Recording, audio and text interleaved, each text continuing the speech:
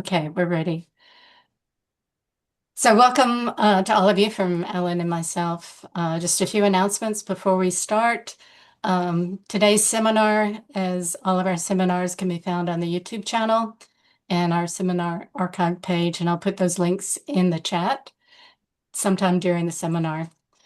Next month, we have Canoe View, a tool for Indigenous education in Planetarium classroom. And you can find the full description on our website on the seminar page. So if you have not already, please put your name and where you're from in the chat. That would be very nice. We don't have a set time for an end, so we'll stop around the hour and let people leave if they need to, if they want to say goodbye. We try to be a friendly bunch here, so if you want to stop and say goodbye, that's fine. Today we have Professor Julia Plummer. She's a professor of science education at Penn State. And before she was a professor at some point in her career, she was a planetarium educator. So she has lots of experience in both worlds. Um, so Julia, do you prefer questions during the seminar or after the seminar or how? Questions during the seminar are just fine, and you can unmute and ask your question or drop something in the chat, and then either I'll notice it or Rosemary or Alan, if you see something in the chat that you want to interrupt and pose to me, that's great. Okay, that sounds fine. So thank you very much, Julia, and go ahead and start. Excellent. All right, I'm going to share my presentation and then, okay, so I think everyone can see my presentation now. Looks good. Excellent. Okay, I'm so happy to get to speak to all of you today about a project that my team and I have been working on um, for a couple of years now. And I hope to engage all of you in thinking specifically about how you are engaging audiences in light about the problems with light pollution and maybe how you could continue to do this in the future. So I want to definitely acknowledge my wonderful team here at Penn State who have been working with me on developing a planetarium show, conducting research, engaging with families in our community. So that's Elise Abbott, Krista Palma, Haley Bowers, Clinton Kellick, and Thomas Gowden. And let's see. Okay. So light pollution. I don't feel like I need to explain light pollution to this audience. When I speak to some audiences, I might stop and explain it. Instead, I'd like to engage all of you in the next question up is like, why is light pollution a problem? So if you have any ideas you want to drop into the chat, or if you want to unmute and say anything out loud. I realize okay, I've got to find the chat for myself.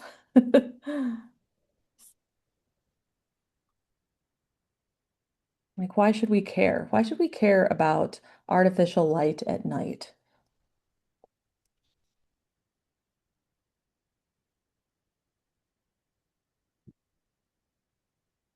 Yeah, drive some animals. I'm assuming that's nuts. I'm not sure. Impact on biodiversity, harms living beings, including us. Many organisms require light for daily patterns and migration, affects all life on Earth. So all of these are really important things to be thinking about when we wonder about why should we care. Yeah, thank you, Amy. Cuts off our source of awe and wonder. Like, shouldn't we as human beings have the right to experience the beauty of the night sky that our ancestors have since, there have been humans?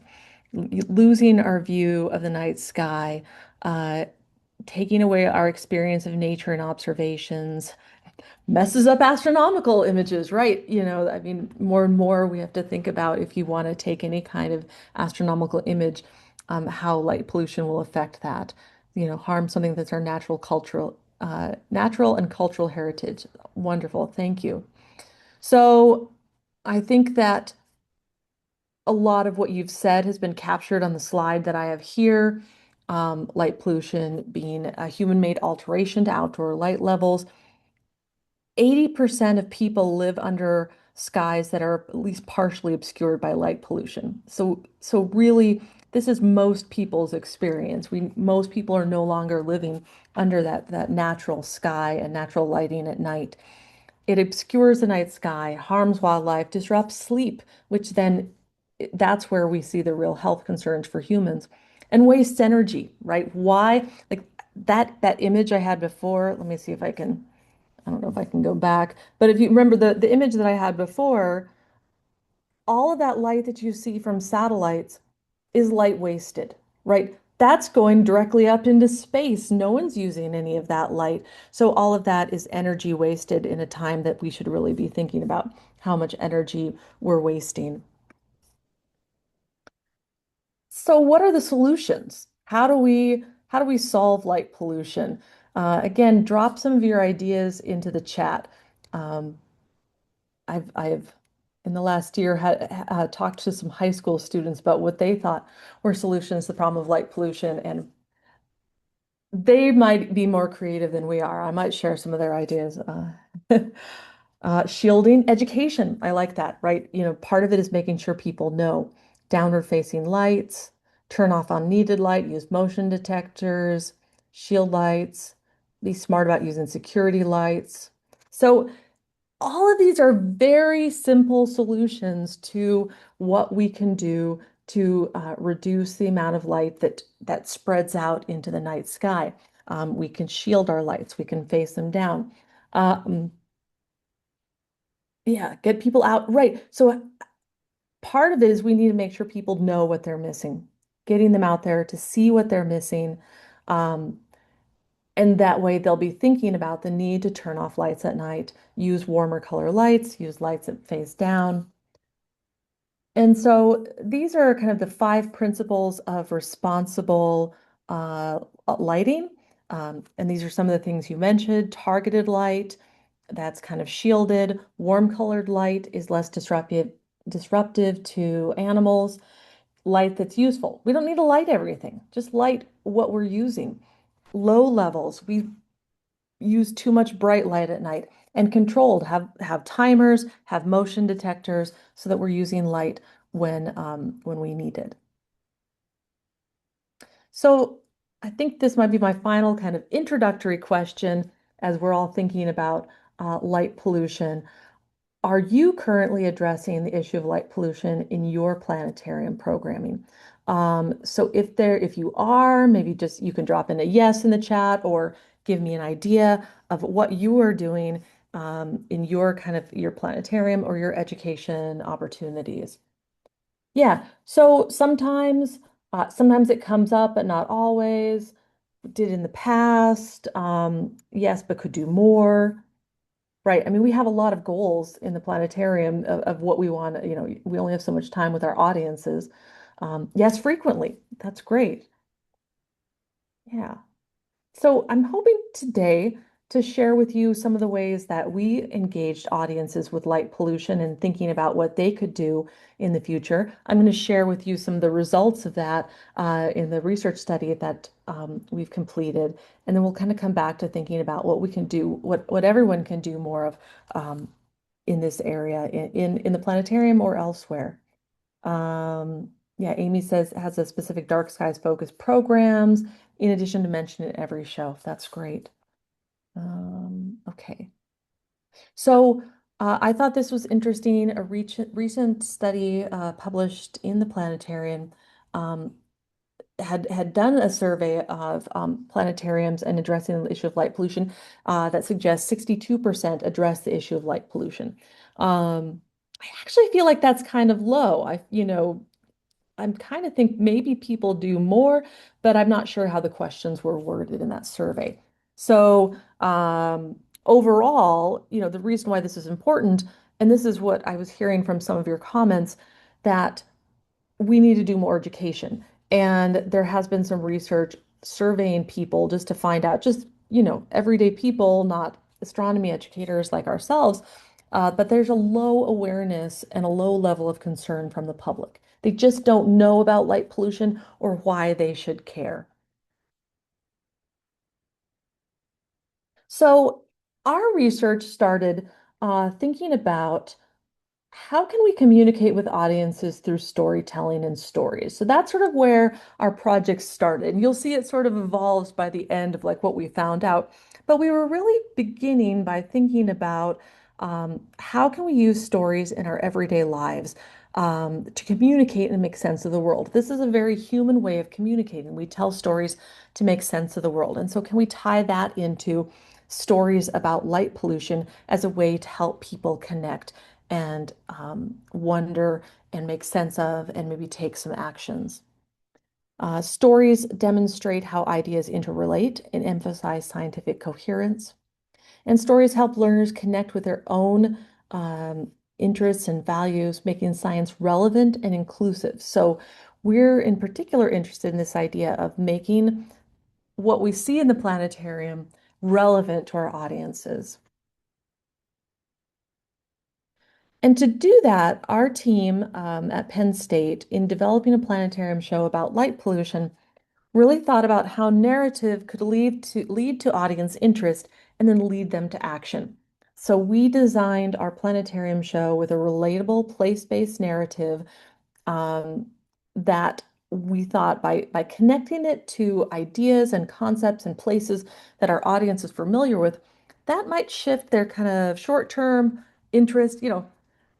People are always interested in the planetarium. This is cool, right? But does that last? How can we help it last after they leave the planetarium?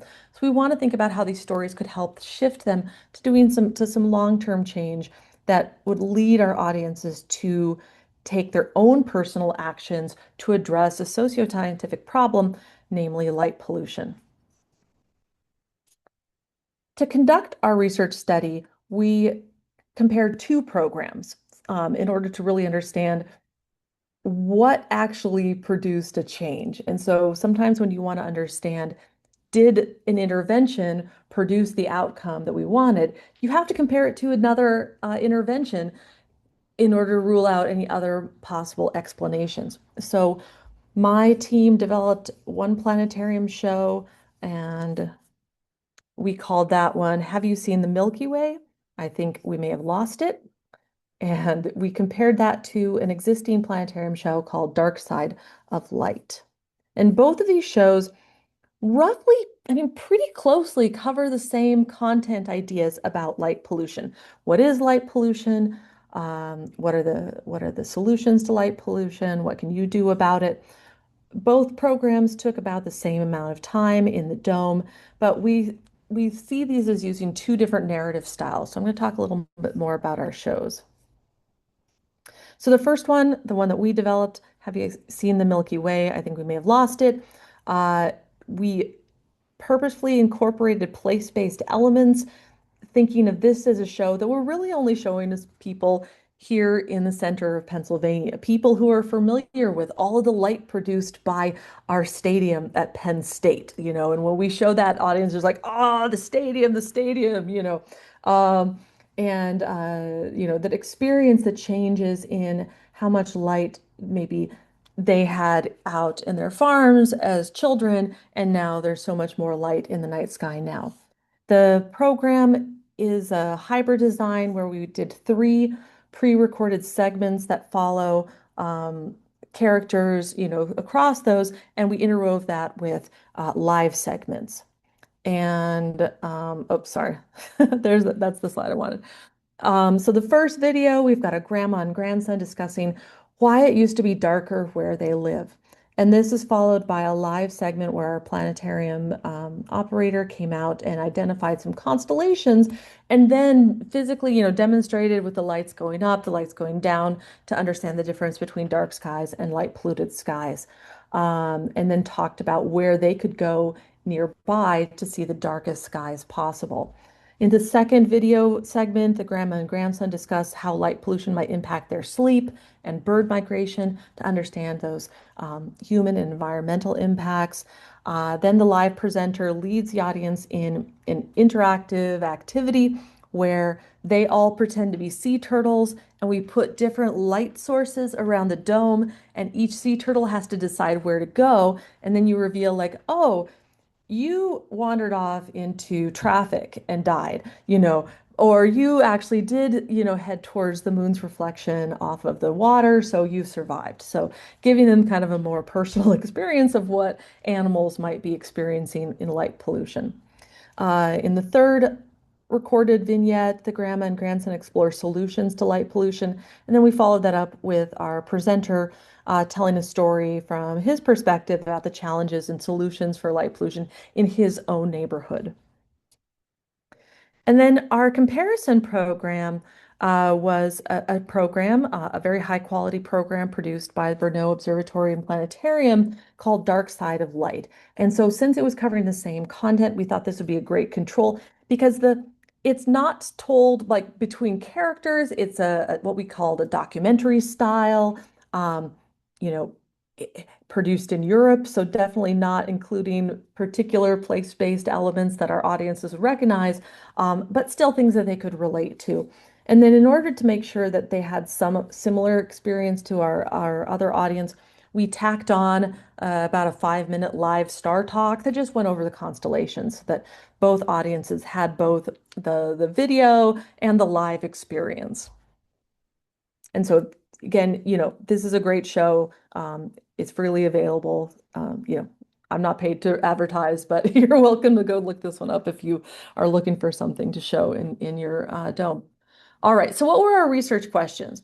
We asked, how does a place-based narrative in a planetarium show compare to a documentary style program in terms of how it increases audiences' knowledge of light pollution, their awareness and concern for light pollution, and their willingness to take action to decrease light pollution? We invited local families to come, and in total, there were 52 families that participated. 136 people in total, 64 children, 72 adults. And we had a institutional review board approval in order to conduct this research, and all participants gave their consent or assent to participate. So the data collection, obviously this is more involved than we can normally do in a regular planetarium show, but this was a research study, so we put a lot of effort in to getting a good set of data to understand our audience's perspectives.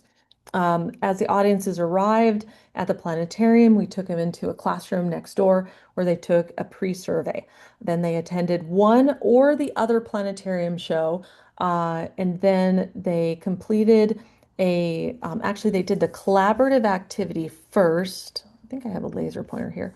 So I'll talk about the collaborative activity later. That was back in the classroom. They finished their post survey and then they followed up.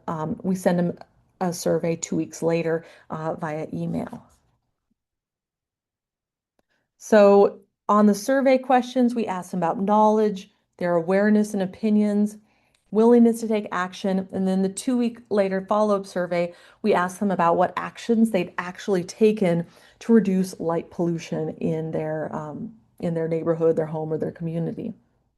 Okay, so here are the results. What did we find? First, there was a significant increase from pre to post, but not between shows. So this was one of our first surprises. We really, we're comparing shows. We thought there would be a difference. So let me talk about what these knowledge questions are. So we asked them to say, uh, do you think light pollution impacts your human health? And then, they'd pick, like agree or very, strongly agree, neutral or disagree or strongly disagree. And so scientifically, you should say, yes, scientifically, there is an impact on human health. And so we then observed that when we looked across all participants, adults and children, there was a significant increase in their understanding that light pollution impacts human health. There was a significant impact on how light pollution it impacts turtles and birds and sleep and our energy consumption, safety. And there was not a significant improvement across all groups in stargazing. And the reason is, it was just that the audiences were already pretty clear that, oh, light pollution is going to impact our ability to see the stars. They understood that, so we had a ceiling effect, so we didn't see improvement on that measure.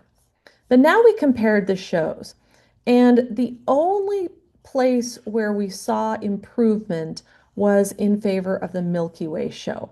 So these asterisks are just showing us like how the level of significance. So, um, this is, like a pretty strong result that we're seeing, that for the Milky Way show, they understood that light pollution impacts turtles.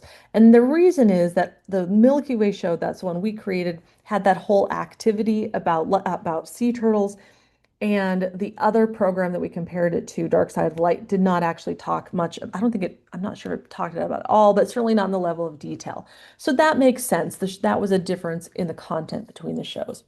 So knowledge overall, we didn't see a big difference between the two programs. And then we asked about their awareness and opinions regarding light pollution. There were in total, I think, around 12 questions. There was a few more for the adults than the children. These are just 4 sample questions. So, for example, they were asked if they think everyone has the right to see the stars from their home. And then they'd answer, everything from, strongly agree to strongly disagree. And so we see overall, when you combine all the participants, after attending either of the shows, they increased their belief that everyone has the right to see the stars from their home. Similarly, they all increased their awareness of sources of light pollution around their house. They increased their understanding that artificial in their neighborhood needs to be reduced, and they increased their willingness to take actions to reduce light pollution. But again, when we compared our two programs, there was no difference in any of the measures from awareness and opinions. Julia, can I ask a Yes, question? absolutely. This is kind of a technical question, but the P The at the bottom, p-values. Yep, yep. that seems to be an inverse relationship. And for those of us who are not real savvy in research, could you briefly Yeah. explain what that means? Yeah, okay. So when we do a statistical test, so you're kind of trying to measure like how likely is this result to be, how likely am I going to get this same result if I do this test, 100 times? And so we kind of set the bar at a certain level, like, well, maybe if I do this test 95 out of 100 times, then I should get the same result. And so, I mean, roughly, that's how I understand the statistical tests. And so, um, the way I think about it is this low level, the star. This is significant, but it's not.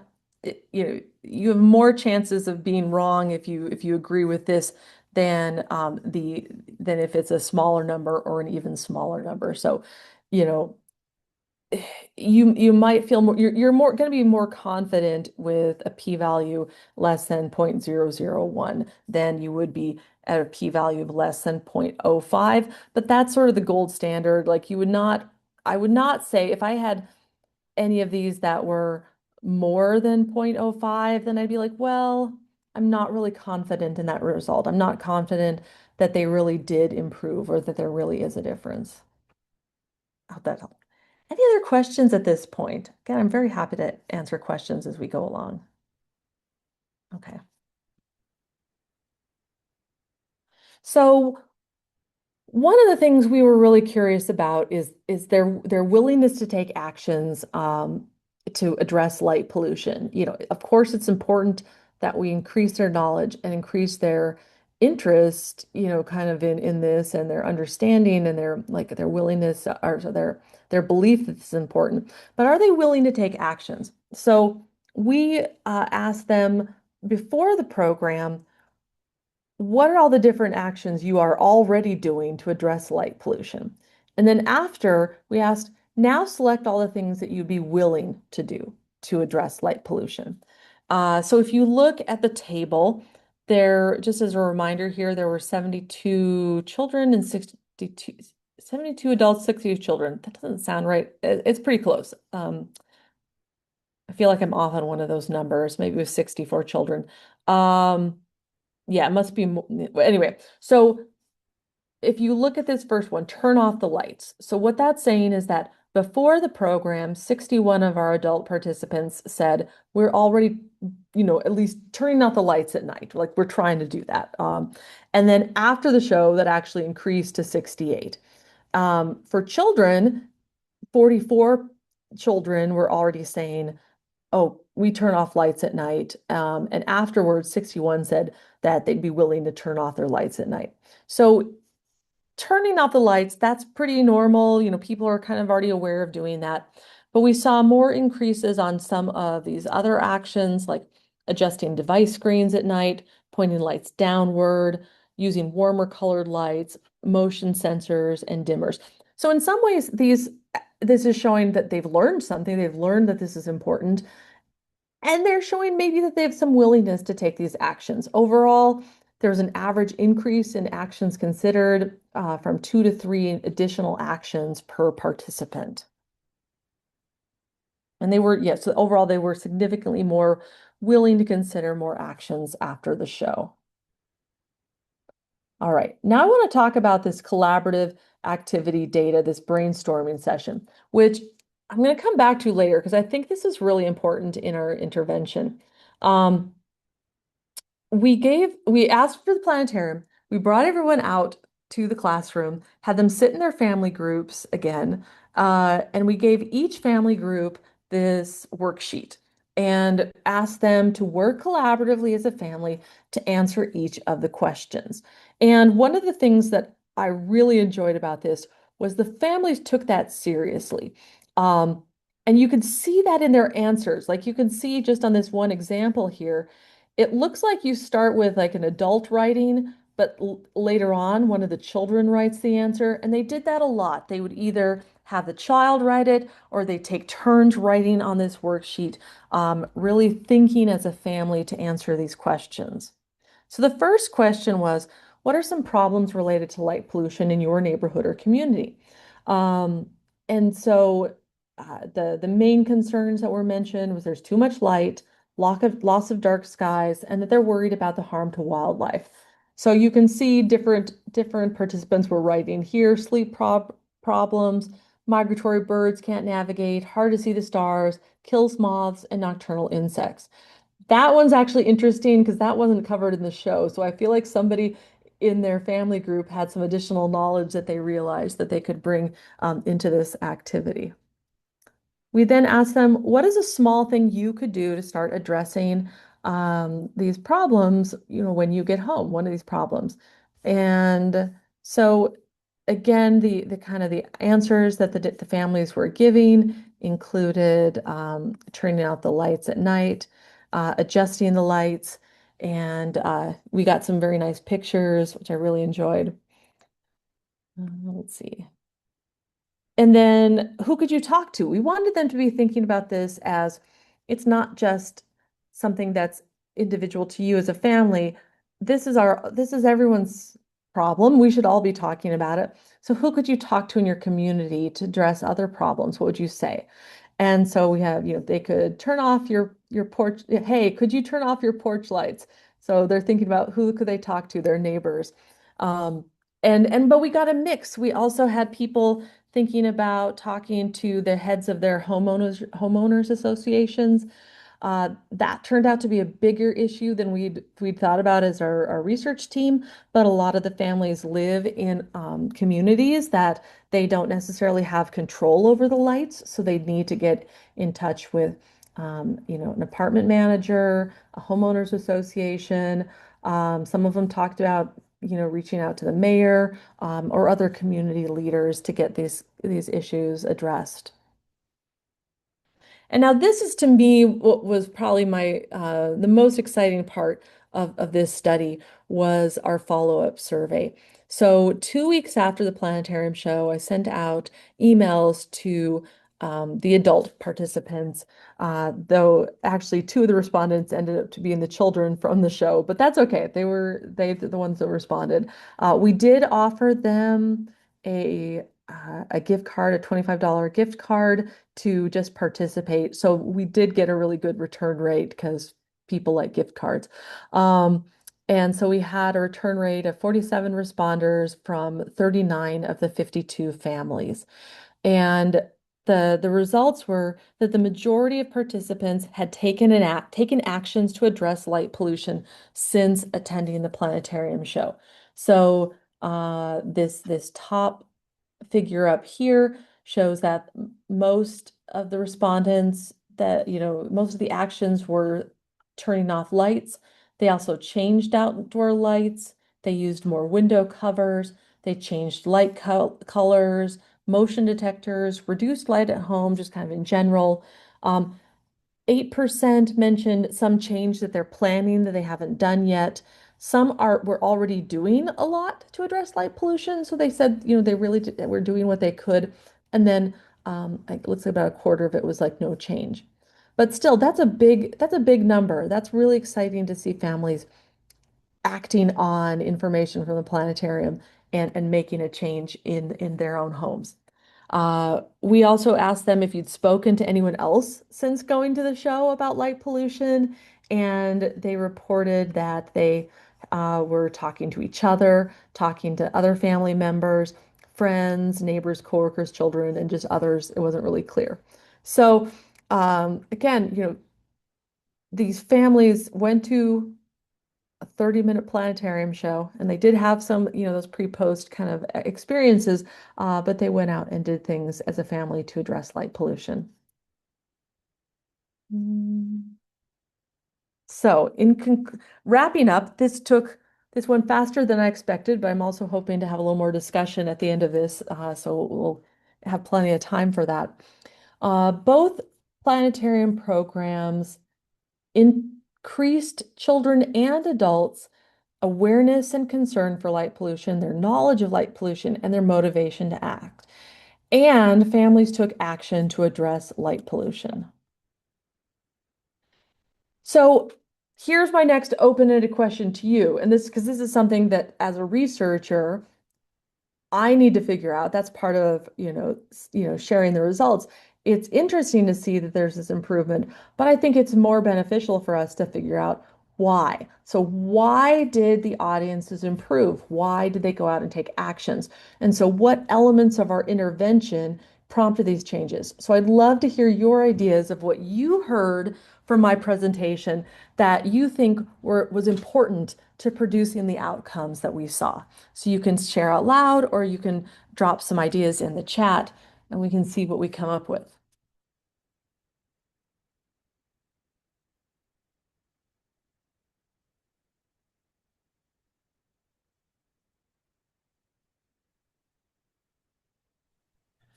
Um, I apologize for starting late.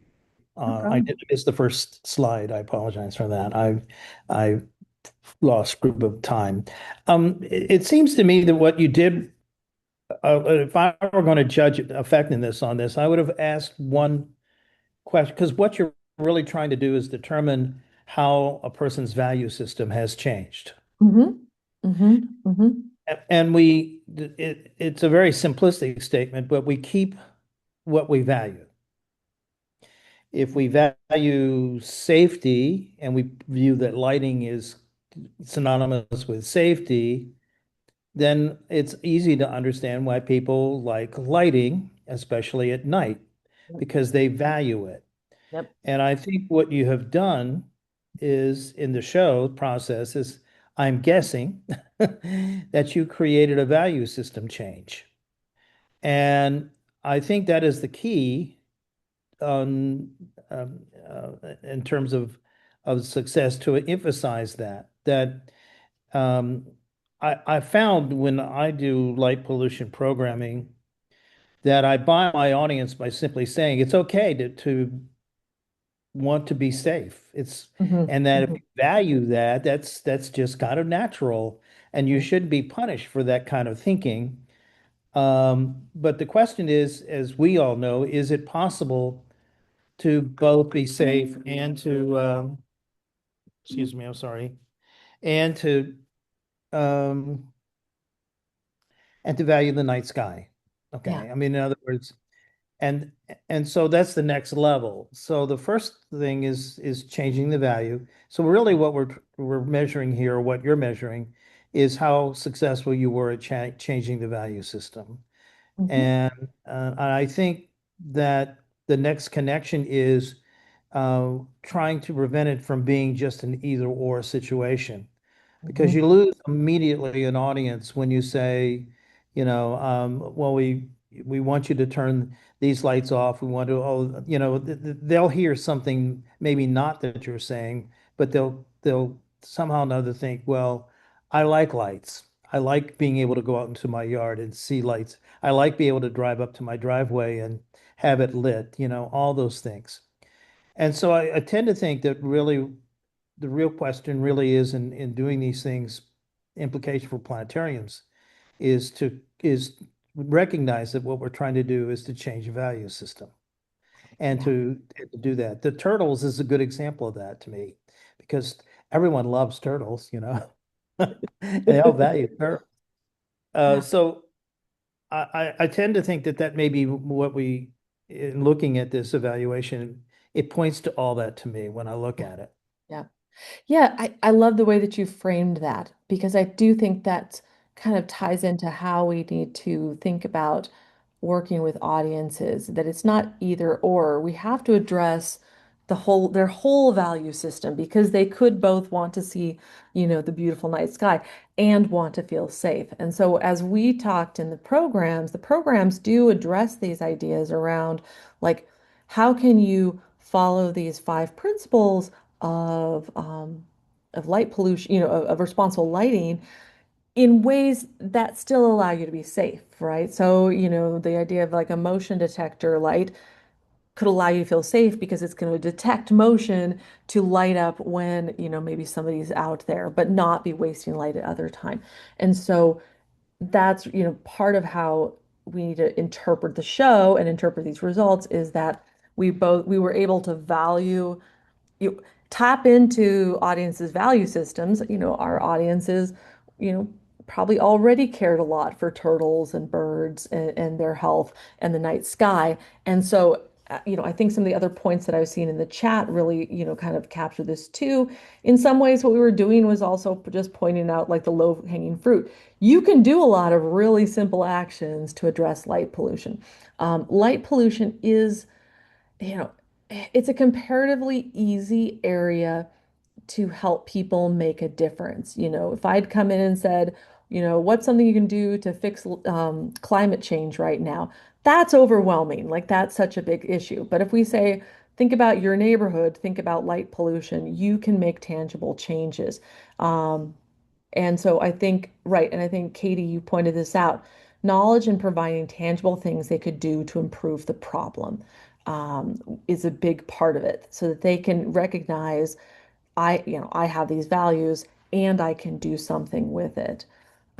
So right. So that's pretty much what I'd had in this slide. We presented these kind of ecological harms that audience could then kind of react to and go, oh, that is something that I'm concerned about, and then connected that to doable actions that they could do to mitigate the problems on a local scale. And I do see there's a question about what resources did we offer for more information, and that's a good question. I don't don't think we had specific places where, like follow up, you can go do this for more information, which I think would be valuable thing to keep in mind as we plan for future programming. The other thing that I put in here was this was not what I had in mind when I first designed the study. So when I first designed the study, I wanted to have, our pre-post survey, but I wanted this collaborative activity so I could get more open-ended information on what the families were thinking about. But now, after we did this study, I actually think that the collaborative activity had probably a very big part to play on audiences everything they learned and what they did later. Because we scaffolded these family-based conversations where they essentially wrote up an action plan of what they were going to do when they went home. We said, what's a problem of light pollution at your home? What's a small thing you could do to address it? Who could you talk to? And then 2 weeks later, we came back and essentially asked them, did you do those things? That's not how it was framed, but we provided them this space in order to think as a family, of make a plan. They immediately after the program had to synthesize what they learned in the show and then think about that in terms of actions that they would take. So that's actually what I'm kind of thinking about in terms of like, in addition to the other points that we've already just addressed, that giving a little bit of explicit space in the planetarium could make a difference. So that's what came to my mind.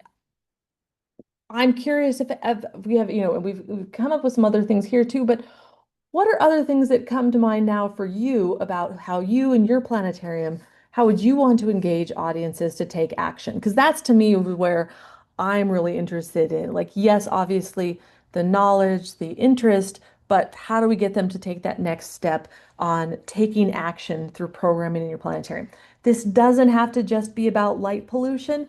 Maybe you already have some ideas of things that you're doing in your planetarium that you think are shifting audiences towards actually doing something after they leave the program.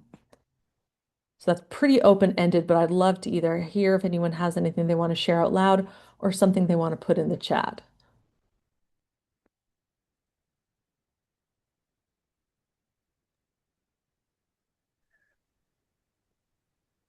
I might want to add something here that is a recollection of a show that was done. Let me put this in the chat, actually. It's a show called Saving the Night that was done um, by SEPA long, long, long ago. And I'm just going by memory that in that show, they did a great job of showing how the glare of lights can be a hindrance to safety.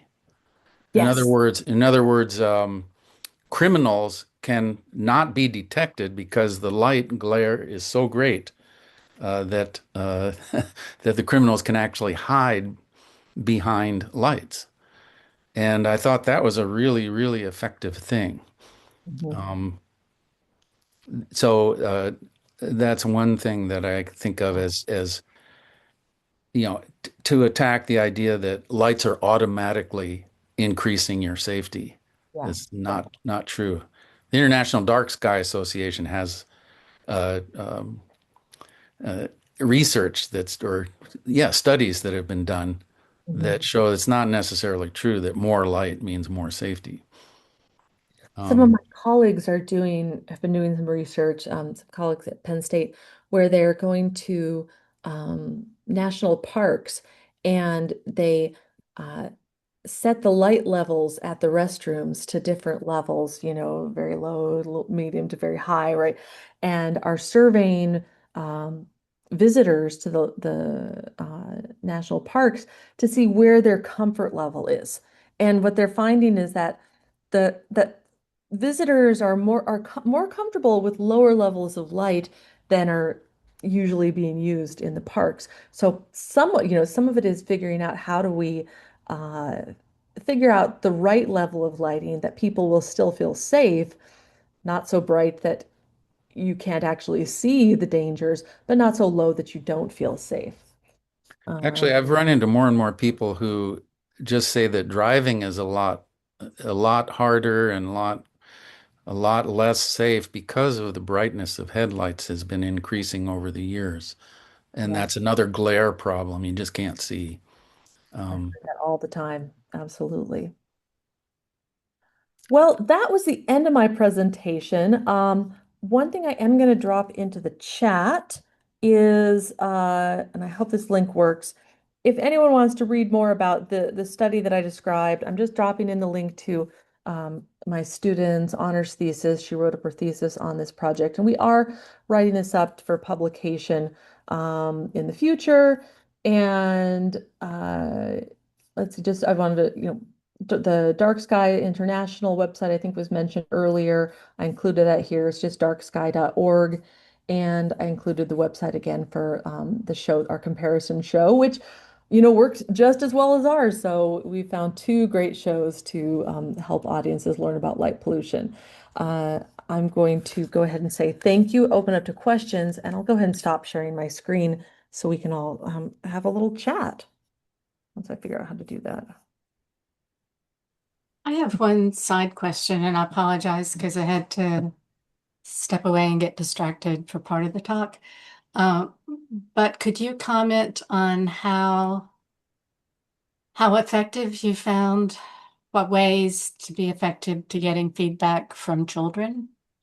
Okay. Did you have to have parents' participation, or did you find some way to do Yeah, that independently? that's a great question because are we targeted families with children 8 to 12. So we try to reach out into our networks to reach roughly that age group. But we also then encourage families to come and bring siblings of all ages, right? So we did have a wide range, um, down to some very young children. And, we try to write our survey questions in ways that would be understandable to children, but it was definitely clear that for some of those younger children below 8 that it was difficult, and the parents would have to help them understand the questions because part of the problem was some of the questions with like how do you answer a Likert scale question. So it really only worked because the families, there were parents there to help. I think if we'd only were doing with this with children, we would have had to do some, different kinds of ways to collect data, which I think we could have done. Um, I think we would have needed to have simpler questions that are more straightforward to answer. We could have done, sometimes I've seen with children, you might give them the prompt and then they could circle like a happy face or a frowny face, rather than have all the details in like 1 through 7 to select from. Um, so yeah, I think you have to really think about that depending on if you're doing this as a family where the family can work together to answer some of the questions or help the younger ones, or if you want to do it individually with just children. Yeah. Mhm. Katie asks, are there any grants incentives available to campuses, organizations to switch to light intensive, dark sky friendly light fixtures? That's a really good question. Um, I don't know the answer to that. I don't know if anyone does. It may be very locally specific in local organizations, but um, I think that's really important to be thinking about. I have a question. There was mentioned earlier, actually, Amy Sale. We have a couple of Amy's here, but Amy Sale mentioned something about a paper plate demo. And I wonder, Amy, are you able to talk or explain anything about that? Sure. I had my video off because I was eating lunch earlier. But I can drop a link in the chat if I can find it quickly enough on a video where I'm actually demoing it. But it's super easy. All you need is a white paper plate, a flashlight that you can put in candle mode. So it needs to have an exposed bulb. And then I like to tape a little like plastic man or a little plastic bear to the white plate. And then this works really well in a planetarium. It's harder to do in other environments because you need to be able to make the room completely as dark as possible for this to be effective. And basically what you do is you turn on the light. You have to do this carefully because you also need to have on your person a cap, like a PVC cap, or you can use your hand in a jam as a shield. And so I like spin this whole story. I was actually interested, Julia, in this presentation because I was like, oh, maybe I can like beef up my storytelling for this. So I walk the demo around, and basically the bare bulb blinds you so much that people don't see that you've taped a person to the plate. So you walk it around the audience and you spin this whole story about how you're a driver, you'd like to be able to see this. We have a lot of deer, you'd like to be able to see the suicidal deer on the side of the road. This light is not helping you. You can't see the road. You're walking down the sidewalk. You want to meet your friend.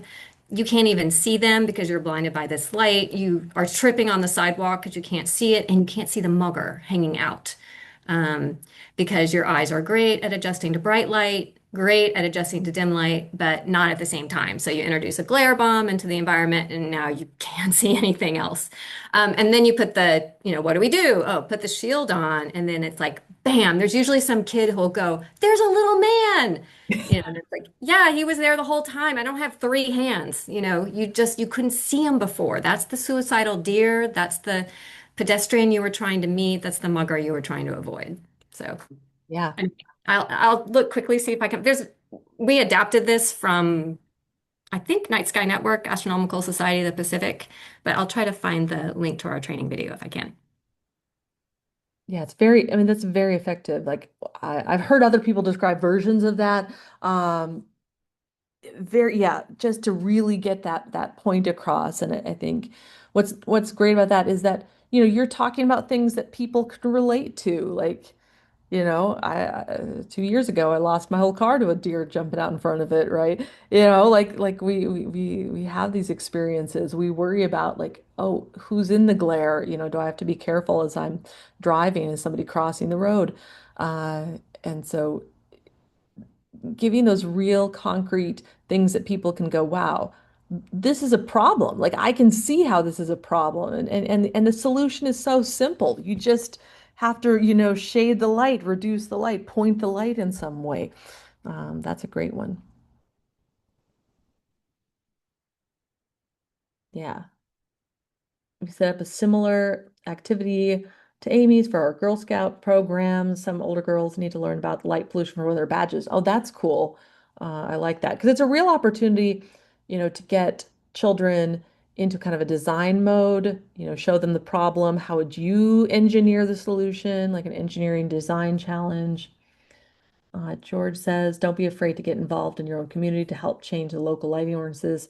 You'll be at least be making them aware of the issues and possible ways of making things better. Yeah, I think one of the things that I'm hoping, so I'm starting a new project working with middle school and high school students, and they're in kind of a leadership in science, technology, engineering, mathematics program, and they all have to do action plans. So my team is going to be introducing these students to the problems of light pollution with hopes that some of them will take on action plans that might do just that, like reach out to their local community in their local leaders to say, what can we do? And really having this come from the youth, like the young people can be, doing a lot to make a difference. That Saving the Night show from SEPA, I was just looking in my records. That came out around 2002, I think. Okay. And it had, we at Lawrence Hall of Science, our planetarium, we don't do recorded shows uh, in general, but we like that show. But we could only show it if we did an activity with it. So we created an activity that was very similar to what Amy is describing, with mag lights, that were exposed. And we did something like what she said with, little critters and people under the lights. But another aspect of the activity was counting the stars in the sky. Hmm. How many stars can you see before and after you put the shields over the lights? Um, Yeah. Alan, I I want to thank you for praising that show. It came out in 2000. That was my hand in the picture. That picture has been used. I cannot tell you how many places that picture has been used. Um, there are things that we'd like to have done. We tried to keep it short. It was under my reign of terror as SEPA president at the time for the production of it. And it led to a lot here locally because we educated the public and made people aware that there were solutions to problems and problems that they started seeing and feeling when commercial development started taking off. And they approached the county and said, hey, we don't want overlighting in our areas. What can you do? The county, I had already provided everybody on council with videos of the show and other stuff from IDA, all kinds of pamphlets and all. But it took about 10 years for those seeds to grow and to mature. And they went to the IDA website to find out what more can they do. And they found somebody in their backyard, which happened to be on helping IDA a lot, especially in the state of Florida. And that was me, even after I was out of the dome. And it led to us writing ordinances that abate light and keep it down on the ground, light trespass, and all that.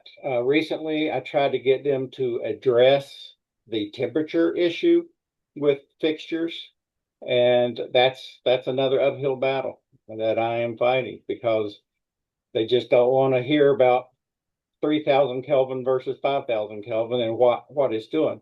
Now, the turtle issue, it made national news. The 50 turtles that got killed last week, that's in my backyard. That's out on the island. And it's interesting that this Zoom would happen today because I'm also in the process of writing a letter to the editor saying, yes, we need to combat the light pollution on the island to protect the turtles. But even though the island is dark, the city is not. And they're still going to go towards the moonlight or the brighter horizon. Yeah. So it's a global thing. It's a state thing. And it starts with small steps. Mm-hmm. Mm-hmm. Thank you for that. I think, yeah, there's a lot of work for us to do at all levels. And this is where, it's educating people so they know why these issues are important if they come up in their community so that they can advocate to, their community leaders. There's the community advocacy, there's the education piece, the research piece, as we find out more and more how different elements of our ecosystem are impacted negatively by light pollution. Mm-hmm.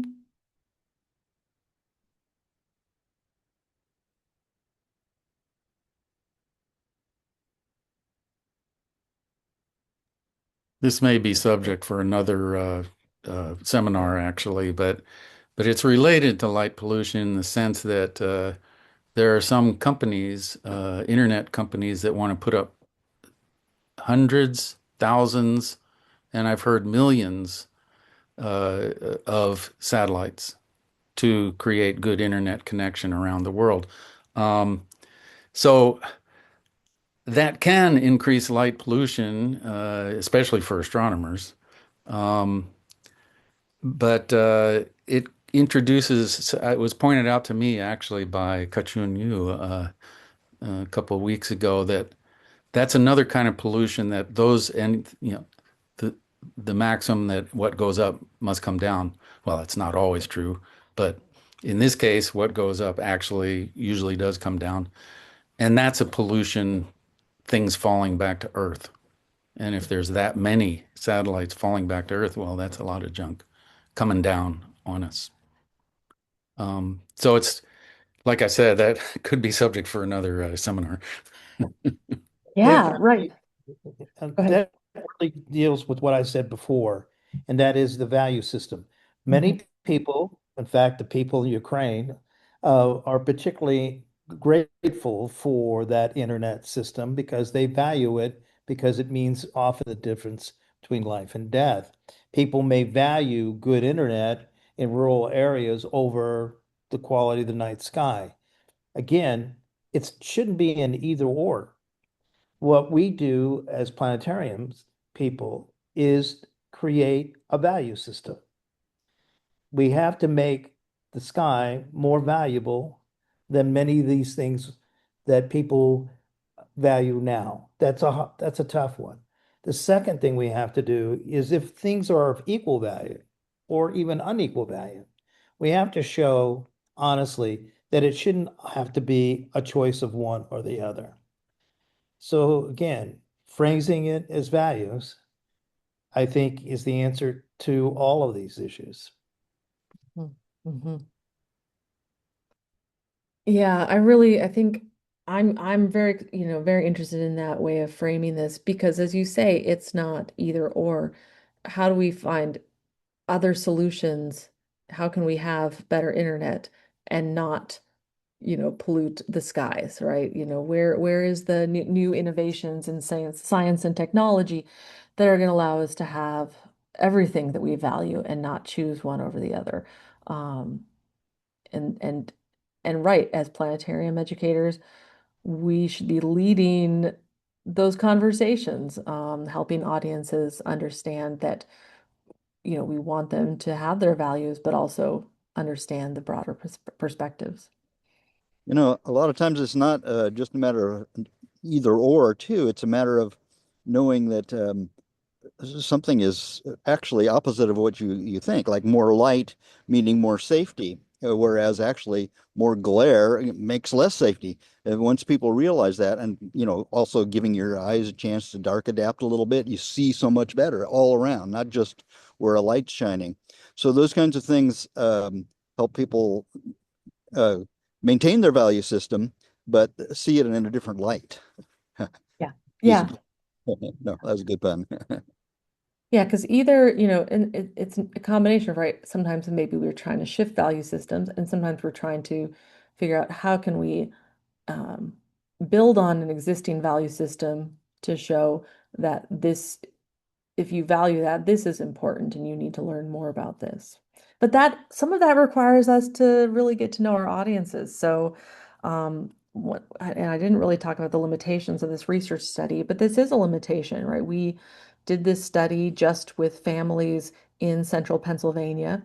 And unfortunately, just due to the nature of like where the planetarium is on campus at Penn State, it is hard for families outside of kind of the local community, the local Penn State community, to get here. And so even though we try to reach out and get families from some of our more rural communities outside of where the university is, the demographics really spoke to, we were getting a lot of Penn State faculty and related families. It had, the parents had a very high level of education on who actually came to the planetarium. So we need to know more and do more with a broader range of audiences to better understand, how might the value system of an audience in one location differ from another, so that we can target our messages in ways that are going to make sense to all of the audiences we might work with.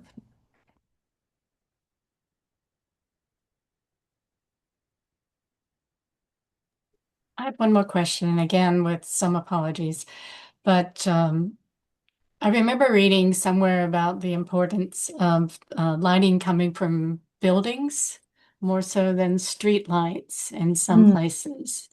And I was wondering what sort of environments your audience is in. I don't know much about your town, for example. I know here there's really not that many large structures that have their lights on at night, but some places, like in a big city, there would be.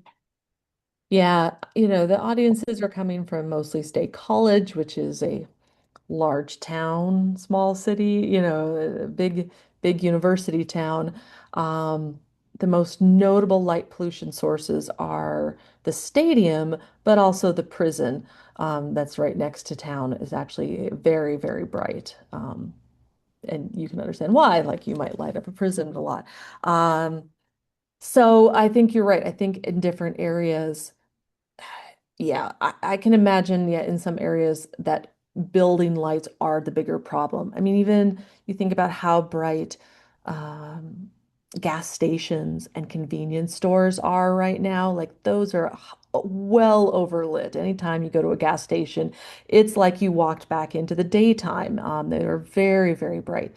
So that is a very good point. I think there are places where they've done a good job at shielding and directing the street lights. And so that's not actually the problem anymore. Well, how can you read your newspaper at night without those lights? Right. Oh, who has a physical newspaper? It's on my phone. No.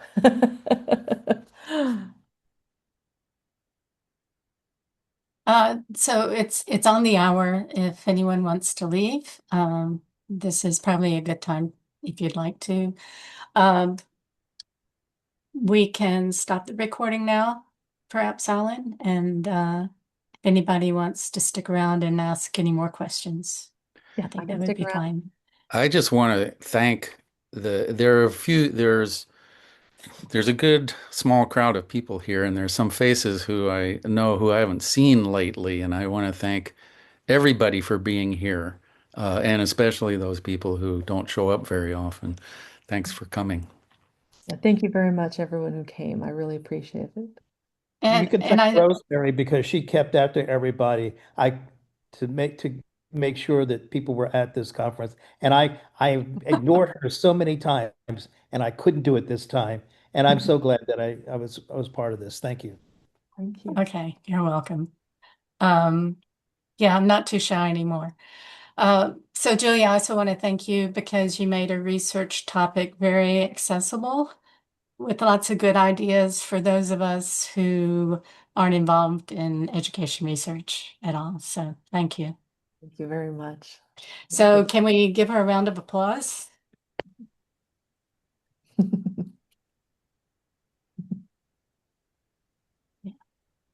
Wonderful. Well, thank you Okay, all. you're welcome. Yeah, and I'll stick around if anyone has more questions, but it was great. I'm glad to be able to share with everyone.